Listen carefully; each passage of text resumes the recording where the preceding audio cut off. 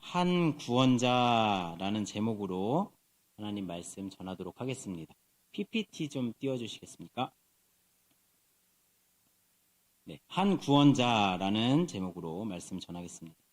먼저 앞부분을 조금 짚고 넘어가려고 하는데요. 가나안 백성들이 사사기 시대에 들어오면서 이스라엘 백성들이 가나안 백성을 쫓아내지 못했습니다.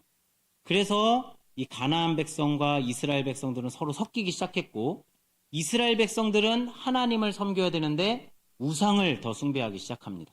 그러면서 이제 이스라엘 백성들이 무너지고 하나님께 벌을 받고 고통을 받게 됩니다. 그렇지만 하나님은 이스라엘 백성들이 다시 구원받을 수 있도록 사사들을 보내셔서 이렇게 구원을 해주십니다. 그러면서 하나님이 이 사사기 전체를 통해서 무엇을 가르쳐주고 싶으셨냐? 전쟁이 무엇인지를 가르쳐주고 싶어 하셨습니다. 이 전쟁 속에서 하나님을 알게 하시고 또 하나님을 신뢰함으로써 온전히 순종할 수 있도록 하는 것을 가르쳐 주려고 하신다. 이런 이야기를 지난 시간에 나누었습니다. 오늘은 이제 본격적으로, 지금까지가 이제 서론이었습니다. 이 3장 전까지. 근데 이제 사사기에 이제 사사들이 본격적으로 등장을 하는데, 이 사사들이 등장하는 것을 통해서 사사들의 패턴을 보고 또 우리의 삶을 들여다보고 한번 살펴보는 시간 가지도록 하겠습니다. 사사기의 패턴은 이렇습니다. 일단 이스라엘 백성들이 하나님 앞에서 죄를 짓습니다. 우상 숭배를 하게 되고 그것 때문에 고통을 받게 됩니다. 죄 때문에. 그리고 너무 고통스러우니까 다시 하나님께 도와주세요 하고 간구하고 부르짖게 됩니다. 그럼 하나님께서 다시 사사들을 보내시고 구원해 내십니다. 그렇게 평화의 날이 또 지속되다가 하나님을 또 까먹고 또 죄짓고 고통의 강구, 다시 구원, 죄짓고 또 고통의 구원의 강구의 구원, 이런 식으로 계속 이제 반복되는 역사를 이제 보게 됩니다. 그 역사 속에서 하나님께서 우리가 하시는 말씀을 한번 살펴보도록 하겠습니다. 먼저 오늘은 이 온니엘 사건인데요. 이 온니엘 사건은 이 사사기 패턴의 전형적인 그 패턴을 딱 가지고 있습니다. 그걸 살펴보면서 한번 나누어 보도록 하겠습니다.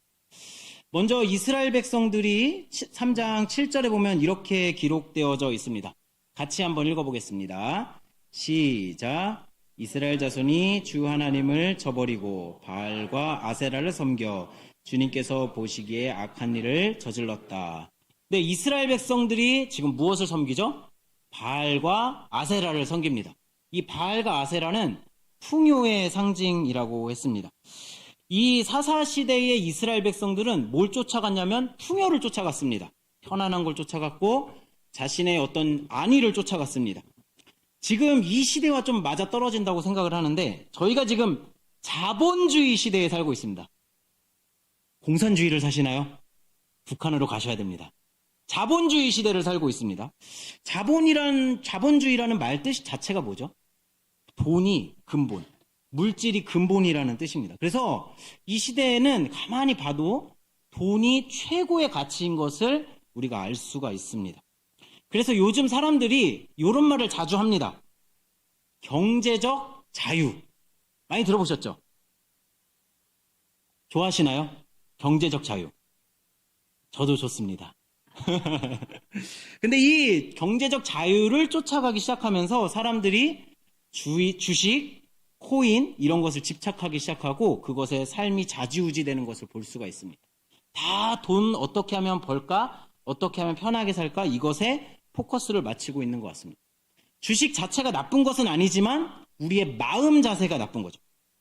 이 경제적 자유라는 표현이 어떤 마음을 표현하고 있습니까? 돈이 나에게 자유를 줄 수 있다. 돈만 있으면 난 자유로울 수 있어. 이 마음 상태가 하나님 보시기에 악이다. 이렇게 얘기를 하고 있는 것입니다. 이것이 이스라엘 백성들이 바알과 아세라를 섬겼던 것과 똑같은 것입니다. 그래서 죄란 무엇이냐, 우상숭배란 무엇이냐, 내가 무언가를 획득함으로써 생명, 평안, 안식을 누릴 수 있다고 착각하는 것, 그것이 죄입니다. 내가 이걸 얻으면 평안하겠지. 내가 이걸 얻으면 생명을 유지할 수 있겠지. 내가 이걸 얻으면 안식할 수 있겠지.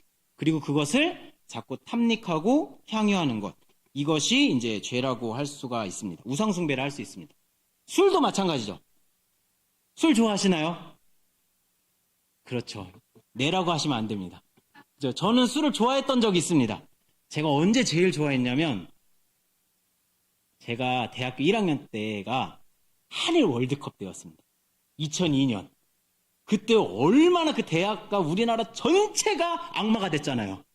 전체가 붉은 옷을 입고 악마가 돼가지고 막 4강 올라갔다 막 좋아하고. 근데 제가 제일 기억나는 게 미국전이었어요. 미국전 때 비가 이렇게 추적추적 내렸거든요. 비를 맞으면서 막 응원하고 막 그랬는데 좀 춥기도 하고 막 이러면서 이제 그 술집에 이렇게 딱 들어가서 삼겹살을 이렇게 구우면서 한잔하고 삼겹살 아직 아닙니다. 아니 생각 안 납니다. 그런 것이 있습니다. 그런 것도 다 탐닉의 하나가 되는 거죠. 도박도 저는 중고등학교 때도 도박 이런 것도 안 돼. 이것도 술, 도박, 게임, 드라마 다 마찬가지입니다. 그것을 어느 순간 내가 그것에 취하기 시작하고 그걸 탐닉하기 시작하면 그게 다 우상숭배가 될 수 있다고 하죠. 어른들이 우리 엄마 세대가 가장 많이 빠지는 시간이 9시에서 10시라고 합니다. 다 되나요? 왜 그렇죠? 애들 이제 학교 보내고 약간 허탈한 마음을 우리 아침 3류 드라마로 채우는 거죠. 어머, 어떻게 저렇게 살아? 어머, 막 이러면서 이제 보는 거예요. 막 이렇게 이제 재미를. 이런 것들이 이제 다 우리의 하나의 유혹거리가 됩니다. 그걸 본다고 해서 죄는 아니지만 그것이 나에게 자꾸 안식을 주고 나의 삶을 자꾸 잡아먹기 시작한다면 그것은 죄가 될 수 있다는 겁니다. 예수님이 첫 시험을 받을 때에 무슨 시험이었죠? 돌을 떡으로 바꿔라 이겁니다. 40일 동안 예수님이 광야에서 굶으셨습니다. 얼마나 배고팠을까요? 그런데 이 떡을 돌로 바꿔라 이게 아니죠. 돌을 떡으로 바꿔라 이렇게 이제 사탄이 유혹을 합니다. 예수님 넘어가시나요? 안 넘어가시죠. 그때 예수님이 뭐라고 말씀하시죠? 사람이 떡으로만 살 것이 아니요 하나님의 말씀으로 살 것이. 이거 너무 유명한 말씀입니다. 하나님의 말씀으로 산다. 거기서 사탄이 유혹하는 게 뭐죠? 야, 이 떡이 너의 생명을 유지시킬 수 있어. 이 떡이 너를 이끌어갈 수 있어. 이거를 던져주고 있는 것입니다. 하지만 그리스도인은 하나님의 말씀으로 산다. 이렇게 예수님이 외치셨던 것입니다. 그러나 이스라엘 백성들은 바알과 아세라를 섬기고 우상과 떡을 숭배하고 살아가기 시작합니다. 그것에 모든 마음이 다 쏟아져 있는 거예요. 근심 걱정도 거기서부터 나오기 시작합니다. 이것이 하나님 보시기에 악이었다, 죄가 되었다 이렇게 표현하고 있는 것입니다. 두 번째입니다. 두 번째는 무엇이었죠? 고통입니다. 고통. 우리 8절 한번 같이 읽어볼까요? 8절 같이 읽겠습니다. 시작. 주님께서 이스라엘 백성에게 크게 분노하시고 그들을 메소포타미아 왕 구산 리사다임의 손에 넘겨주셨다. 이스라엘 자손이 구산 리사다임을 8해 동안 섬겼다. 이렇게 표현을 하고 있는 것입니다. 죄는 고통하고 같이 연결되어져 있습니다. 이렇게 붙어 있는 겁니다. 내가 하나님이 아닌 무언가를 향유하고 탐닉하고 집착하면 그것에 의해서 오히려 지배받고 고통을 받게 된다는 것을 알려주고 있습니다. 이스라엘 백성들이 누구의 손에 붙잡혀 있었죠? 구산, 리사다임. 이상한 이름입니다. 이 뜻은 더 이상합니다. 이 뜻 이름이 어떻게 되냐면 리사다임이라고 하면은 2배로 죄를 지었다 이런 뜻입니다. 2배 죄인인 구산 이겁니다. 그러니까 구산은 이름이고 리사다임은 약간 별명인 것 같습니다. 그러니까 구산이 얼마나 지독하게 악한 일을 저질렀으면 저 2배 죄인 자식 구산 저거 이렇게 이제 불렀던 거죠. 구산 리사다임이 그런 의미입니다. 그러니까 이스라엘 백성들이 하여튼 지독하고 악독한 녀석한테 붙잡힌 겁니다. 그 메소포타미아라고 하면은 많이 들어보셨죠? 역사 시간에요. 그 이스라엘의 어느 쪽에 있죠? 약간 동북쪽에 있습니다. 네, 위쪽에 있는데 여기 저 멀리서부터 약 한 700에서 800km 떨어진 아주 먼 곳인데 거기서부터 쫓아 내려와가지고 지금 이스라엘까지 지배를 하고 있는 것이죠. 악독한 녀석한테 걸렸습니다. 이스라엘이 죄를 짓자 8년 동안 아주 지독한 녀석한테 지배를 받게 되는 것입니다. 죄는 고통과 연결되는 것을 이제 볼 수가 있는 것이죠. 나는 이거를 취하면 안식을 얻고 평안을 얻을 거라 생각했는데 거기에 집착하는 순간 내가 다시 거기에 휩쓸려 가는 것을 보여주고 있는 것입니다. 제 후배 중에 이제 그 탈북했던 친구가 있습니다. 제 제자이면서 친구인데요. 이 친구는 탈북할 때 너무 고통을 많이 겪었습니다. 13살 때 이제 북한에서 이제 탈북을 하고 저랑 만난 거는 한 25살, 6살 때쯤이었는데요. 이 친구가 이제 몽골을 북한에서 탈출하면은 이 북한을 탈출해서 이제 중국 땅을 거쳐서 중국 공안한테 잡히면은 죽습니다. 그래서 바로 몽골 쪽으로 이렇게 튀어야 됩니다. 이렇게 브로커를 통해서 몽골 쪽으로 올라가는데 그때가 한겨울이었습니까? 그러니까 몽골이 얼마나 추워요. 그 여름에 제일 많이 가는 데가 몽골이라고 하더라고요, 요즘. 저도 한번 가보고 싶은데 그 몽골에 가면은 너무 추운데 거기가 너무 추워가지고 탈출했던 사람의 반이 그 몽골에서 얼어 죽었답니다. 이 친구가 어떻게든 살려고 이 귀가 얼어붙으니까 막 동상이 귀에 막 오니까 이 팬티를 벗어가지고 팬티를 머리가 변태가 아닙니다. 살려고 하는 겁니다. 살려고 귀를 가리고 막 이렇게 써가지고 그렇게 반쯤 죽은 상태로 몽골 경비대한테 이제 잡힌 거예요. 그러니까 잡혀야지만 행운인 겁니다. 안 잡히면 그대로 얼어 죽는 거예요. 잡혀서 이제 소환이 되면서 중국 땅으로 막 이송이 되고 막 거기서 이제 어떻게든 뭐 거기서 사역하시는 분들하고 만나가지고 어떻게 저떻게 해가지고 한국 땅에 있는 저희 이제 제가 다녔던 학교에도 이제 오게 되고 그러면서 이제 친구가 되었습니다. 그래서 저랑 이제 같이 살게 되었죠. 그런데 이 친구가 너무 그렇게 죽을 고생을 하니까 맨날 돈. 생명. 제일 좋아하는 말씀은 주님은 나의 떡이요. 주님은 나의 우유요. 막 이 말을 계속하고 다니는 거야. 이게 너무 이게 고통스러웠으니까 북한에서 굶고 막 이렇게 고통스럽게 왔으니까요. 그러니까 남한에 왔더니 따뜻한 게 너무 좋다는 거야. 얘가 방바닥에 이제 드러눕기 시작해가지고 따뜻하니까 맨날 이제 먹방 보면서 깔깔거리고 밥 먹고 하는 걸 너무 좋아하는 겁니다. 근데 제가 이제 그때 이제 그 방에 한 7명 학생들이 같이 살았는데 제가 이제 방장이었으니까 야야야 너 그렇게 하면 안 돼. 그래도 나 진짜 지금까지 너무 고생했어. 나 좀 내버려두면 안 돼? 진짜. 나 주님 믿잖아. 나 예배 가잖아. 너무 좋아. 따뜻해. 이러면서 이제 그렇게 지냈습니다. 근데 얘가 그렇게 생활을 하다 보니까 급격하게 건강이 안 좋아지고 어느 날은 동생이 이제 사고를 당한 거예요. 일을 굉장히 열심히 했거든요. 왜냐면 그 먹고 살아야 되니까. 동생하고 같이 일을 했는데 동생이 이제 사고를 당한 거예요. 이 친구가 이제 울면서 동생하고 같이 탈출을 해서 같이 살아남았는데 동생을 너무 사랑하는 거죠. 형 이거 왜 이래요? 왜 우리는 왜 이렇게 고생만 해야 되는 거야?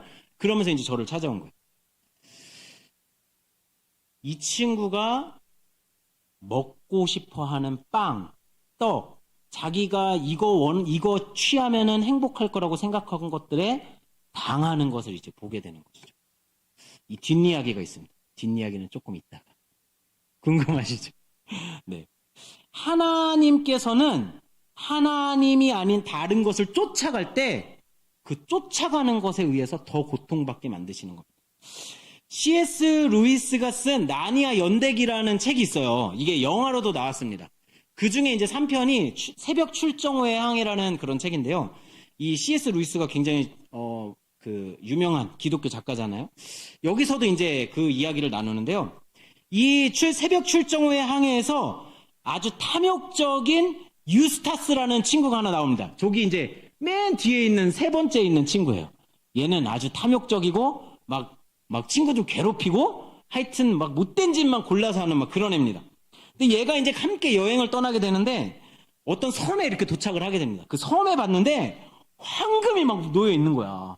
황금 보시면은 어떻게 하시겠어요? 돌같이 여겨라! 이러실 겁니까? 하나라도 뭔가 이렇게 챙기고 싶은 마음 들지 않을까요? 이 유스타스는 너무 챙기는 겁니다. 그거를 막 이제 챙기기 시작하는데 막 정신없이 막 이렇게 막 챙깁니다.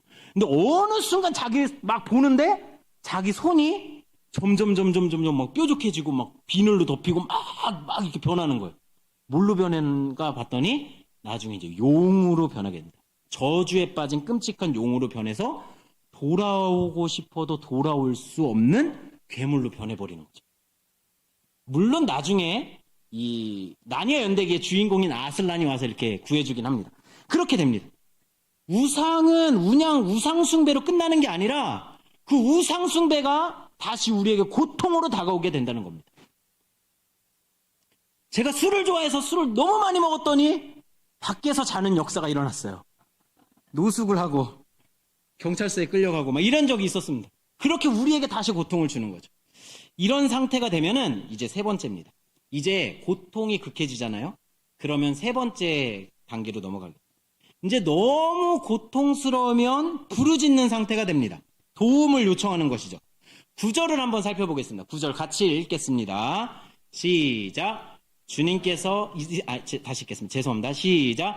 이스라엘 자손이 주님께 부르짖으니 주님께서 그들을 구하여 주시려고 이스라엘 자손 가운데서 한 구원자를 세우셨는데 그가 곧 갈레베 아우 그나스의 아들인 온니엘이다. 이렇게 말하고 있습니다. 이 이스라엘 자손이 주님께 부르짖습니다. 이스라엘 백성들은 고통 속에서 주님을 찾는 거예요. C.S. 루이스가 이런 말을 했습니다. 고통은 귀머거리 세상에게 허락하시는 메가폰이다. 제발 나를 찾아! 고통을 주시면서 제발 나 좀 찾으라고 부르짖으라고 외치는 하나님의 외침과 같다라는 거예요. 그 외침을 이스라엘 백성들이 들었는지 하나님께 진짜 울부짖습니다. 지금까지 우상에게 숭배했다면 희한합니다. 얘네들도 우상에게 숭배했다면 우상에게 가서 도움을 요청해야 되는데 하여튼 희한하게 그때는 주님이 생각나요. 왜 그럴까요? 마음속에 희한하게 주님만은 뭔가 우리에게 주실 수 있다라는 그런 막연한 희망과 소망을 발견하게 되는 것이죠. 그래서 마치 둘째 아들이 돌아온 탕자인 둘째 아들이 온갖 고생을 하다가 아버지를 생각해내는 것과 비슷합니다. 그렇게 이스라엘 백성들이 울부짖게 됩니다. 그런데 울부짖자마자 하나님께서 한 구원자를 세우십니다. 지체 없이 곧바로 구원의 손길을 내미시는 거예요. 부르짖음과 구원은 하나로 연결되어져 있습니다. 마치 죄와 고통이 딱 연결되어져 있는 거예요. 죄 지으면 바로 고통하고 연결되는 것처럼 부르짖는 것은 구원과 바로 연결되는 거죠. 부르짖자마자 마치 하나님이 기다렸다는 듯이 구원자를 보내시는 겁니다. 하나님이 움직이시는 거예요. 실제로 기다리셨죠. 너무 기다렸습니다.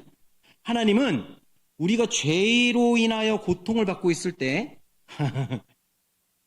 거봐 이거 쌤통이다 이 자식 너 내가 그럴 줄 알았어. 내가 하지 말라고 했지? 우리 부모님들이 아이들한테 자주 하시잖아요. 너 내가 조심하라고 그랬지? 그러지 마시기 바랍니다. 주님이 그렇게 말을 안 하세요. 희한하게. 재밌지 않으십니까? 곧 쌤통이다 이렇게 할 줄 알았는데 하나님이 부르짖자마자 가서 구원자를 보내시는 겁니다. 하나님의 마음이 이런 것 같습니다. 아이고 이놈아 고통받을 때에 이놈아 좀 빨리 요청 좀 해라. 좀 언제까지 내가 기다려야 되니.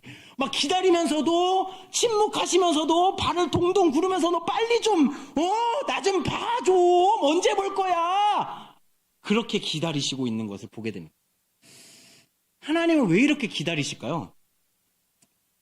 하나님이 기다리시는 이유는 자발적인 선택을 원하시기 때문입니다. 마음이 움직여진 자발성이 아니면 안 되는 겁니다. 하나님 편에서. 그래서 하나님은 나의 순종을 얻고 싶은 게 아니라 나를 얻고 싶은 겁니다. 항상 그러합니다. 하나님은 내가 어떠한 순종 한 번에 그거를 원하는 게 아니라 내 삶 전체, 내 마음, 내 모든 것을 하나님이 원하시는 거예요. 그때까지 하나님이 기다리고 계시는 것입니다. 그러면 순종은 따라온다고 믿습니다. 그러기 위해서 하나님은 기다리시는 거예요. 요즘 우리 하리가 떼쟁이가 됐습니다. 하리가요, 막 이제 원래는 안 그랬어요. 원래는 하리가 이렇게 오면은 하리야, 그거 하면 안 돼. 응? 이러면서 이제 저는 안 귀엽죠? 응? 이러면서 이제 대답을 합니다. 귀여워요. 근데 얘가 요즘엔 안 그럽니다. 얘가 어떻게 되면은 이제는 막 안 돼. 너 그거 하면 안 돼. 그러면 으악! 이렇게 하고 바닥에 이렇게 뻗어. 이렇게 이렇게 뻗어가지고 막 울고 막 이제는 그 애들이 신기해요. 어떻게 자해를 해요? 애들이 막 머리를 그러면서 지가 아프고 또 울고 막 희한한 짓을 합니다. 애가. 저희 첫째도 둘째도 다 그랬어요. 자녀들 안 그러신가요? 다 이상하게 그거 이상합니다. 그게 막 이렇게 하면서 울고 막 애가 이제 눈물 흘리고 막 콧물 흘리고 막 침 흘려가지고 막 얼굴을 부비니까 온 범벅이 더러워. 이렇게 막 범벅이 돼가지고 이렇게 있는 거예요. 그렇게 울면은 이제 저도 하리한테 이제 얘기를 합니다. 이제 계속. 근데 혼내거나 소리치지 않아요. 그럴 필요도 없습니다. 중간중간 옆에서 그냥 얘기합니다. 하리야, 울고불고 난리쳐도 안 돼. 그냥 아빠 옆에서 기다리고 있으니까 빨리 아빠한테 와. 그거 안 된다고 하면 안 되는 거야. 근데 속상하니까 좀 울어도 돼. 울어. 그럼 막 또 웁니다. 막. 그럼 또 좀 아빠 기다리고 있다잉. 그럼 막 울고 또 한 5분, 10분이면 이제 지도 지칩니다. 막 이제 막 자해를 하든 뭘든 반응을 안 해요. 그러다가 아프지? 울어. 그러다가 아빠 여기 있으니까 빨리 아빠 봐. 이렇게 이제 하는 거죠. 그럼 이제 막 이렇게 얼굴이 이렇게 떡이 돼가지고 이제 그래서 아빠한테 이제 딱 안깁니다. 기다리고 있는 거죠. 그러면 이제 안고서 왜 울어? 울 필요가 뭐가 있어? 하면 안 돼. 이렇게 이제 하나님도 이렇게 기다리십니다. 계속 우리에게. 근데 우리가 죄 중에 빠져 있을 때 하나님 말씀을 아예 안 하시는 게 아니거든요. 계속 그거 하면 안 돼. 마음에도 말씀하시고 주변 사람을 통해서도 말씀하시고 그거 안 돼. 근데 희한하게 우리도 자해의 끝까지 가야지만 돌이킵니다. 고통의 끝을 봐야 되나 봅니다. 그렇게 막 하고 막 이제 힘들어서 도저히 안 되겠어요. 막 이럴 때 이제 돌아오는 것 같습니다. 하나님은 하나님의 자녀가 하나님을 찾을 때까지, 온 마음을 가지고 하나님을 붙잡을 때까지 하나님이 기다리십니다.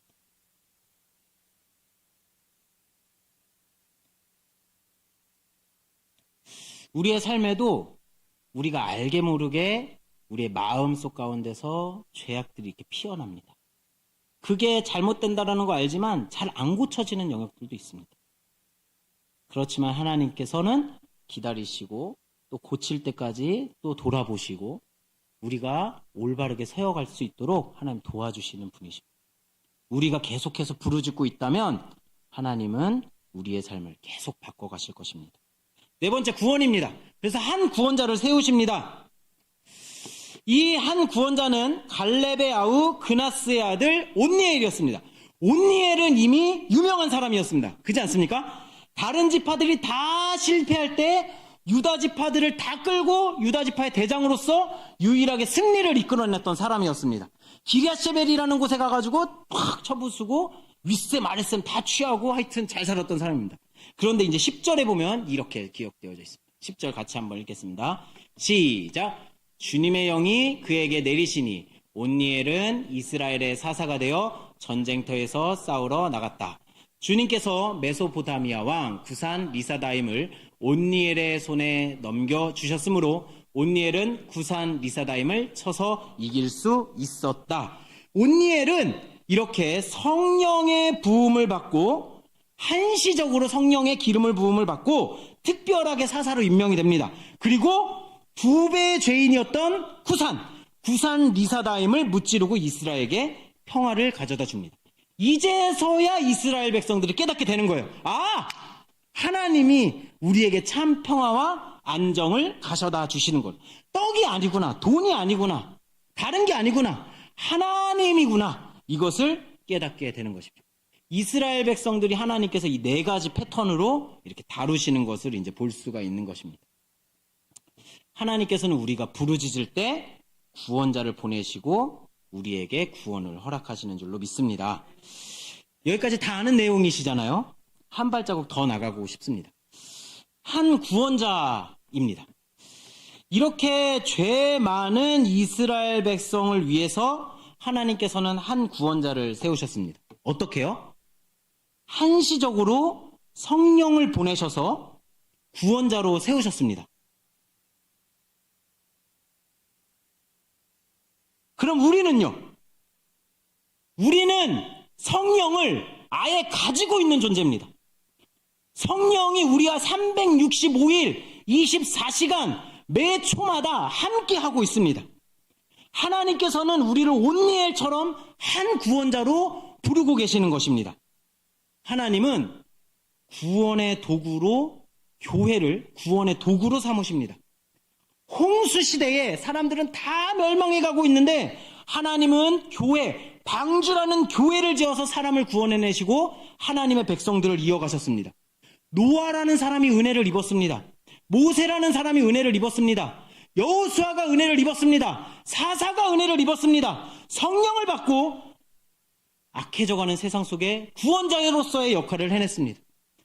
사사시대는 한시적 성령이었지만 우리는 함께 성령과 동행하면서 살아가고 있습니다. 우리를 통해서 구원의 역사를 이루시기를 원하신다는 것입니다. 우리 주변에는 지금까지 얘기했던 것처럼 이런 우상으로 고통받는 사람들이 참 많다고 생각이 됩니다. 우리들 안에도 문제가 있지만 우리들보다 더 심각하고 많은 문제를 가진 사람들이 세상 곳곳에 있다는 것을 보게 됩니다. 그 북한 친구 건강이 안 좋아져서 이제 동생이 사고 나서 저에게 찾아왔어요. 형! 막 울면서 왔어요. 그때 이제 저도 30대 초반이었고 어려서 이제 그 친구한테 그런 얘기를 했어요. 야, 그거 하나님이 너 하나님께 돌아오라고 하신 거야. 이렇게 얘기를 했습니다. 지금까지 얘기한 거다 너무 정답이잖아요. 아멘이십니까? 근데 이 친구 반응이 화를 내는 거예요. 아니 형! 형은 말을 무슨 그렇게 해? 세상에 가면 친구들은 그냥 같이 좀 울어주고 같이 좀 술 마셔주고 위로해주고 그런데 형은 무슨 말을 그럼 나 때문에 내 동생이 사고 났다는 거야? 뭐 하나님은 일을 그런 식으로 해? 나를 평생 북한에서 태어나게 해서 고생시키더니 막 저한테 막 화를 내는 겁니다. 저는 미안했습니다. 위로해주지 못하고 옆에 있어주고 그러지 못해서 미안했어요. 그리고 미안하다고 하고 내가 동생 위해서 기도해줄게 하고 그렇게 이제 좀 마무리가 됐습니다. 정답은 나만 가지고 있어도 됩니다. 우리는 정답을 가지고 위로할 필요가 있습니다. 이런 사람들 옆에 있어야죠. 같이 시간을 보내줘야 됩니다. 그리고 그 친구와 여러 번의 이제 시간을 가졌습니다. 그러나 그 친구는 결국 또 돈을 쫓아서 베트남까지 가서 일을 합니다. 지독한 친구죠. 거기서도 막 하여튼 술 때문에 막 뭐 때문에 하여튼 여러 가지 사건이 있었습니다. 근데 재미있는 것은 그때마다 어려울 때마다 저한테 전화를 해주었습니다. 그럼 전화하면 같이 이야기 나누고 통화하고 같이 기도하고 울고 옆에 있었습니다. 결국 그 친구는 극적인 하나님의 은혜로 지금 예수님을 만나고 북한 NK 사역팀에서 이제 사역을 하고 있습니다. 우리는 정답을 알지만 정답을 가지고서 우리 주변에 누군가를 위로해주고 격려할 성령의 사람, 사랑이 사람이 되어야 되지 않을까 이렇게 생각이 들어봅니다. 저는 우리 수요 기도에 오시는 분들이 우리 교회에 기둥 같은 역할을 하시는 분들이라고 생각합니다. 교회를 위해서 기도해 주시고 또 하나님께 부르짖기 위해서 이 자리에 오셨다고 생각이 됩니다. 여기 모인 분들이 우리 교회를 지탱하고 있다고 믿습니다. 교회 곳곳에서 우리 사람을 만나고 또 위로와 격려를 전하고 하나님의 말씀을 돋는 모습들을 보게 됩니다. 목자 목녀님들이 그렇게 애쓰시고 있고 여기 계신 분들도 그렇게 애쓰리라고 믿습니다. 목장에서 VIP와 목원들을 섬기는 모습을 볼 때마다 감동이 됩니다. 일터에서 전도하시려고 애쓰는 소식을 들을 때마다 저도 힘이 납니다. 우리가 섬기는 것은 결코 헛되지 않습니다. 세상은 죄들의 세상입니다. 9배 죄인 구산 리사다임이 다스리는 세상. 그 구산 리사다임의 손에서 고통받고 있는 누군가가 우리 주변에 다 존재하고 있습니다. 그런 한 사람 한 사람을 성령을 가진 우리가 돕지 않는다면 누가 도울 수 있을까요? 우리 소그룹실에서 막 돕고 있는 모습을 보면 정말 감동이 됩니다. 우리가 한 구원자 온니엘이 구산 리사다임을 물리쳤던 것처럼 우리도 세상의 죄악들을 함께 물리쳐가며 이 땅에 하나님의 풍성함을 전하는 우리 모두가 되기를 간절히 소망합니다. 우리 같이 찬양했으면 좋겠습니다. 여호와께 돌아가자. 이 찬양 같이 하겠습니다.